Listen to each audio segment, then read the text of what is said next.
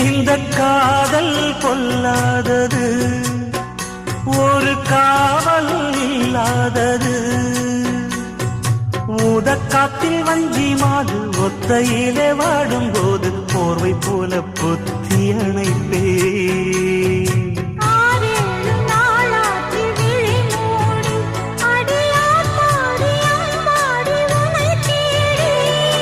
நீதானே மானே என் இளஞ்சோடி, உனை நீங்காது என்றும் என் உயிர் நாடி.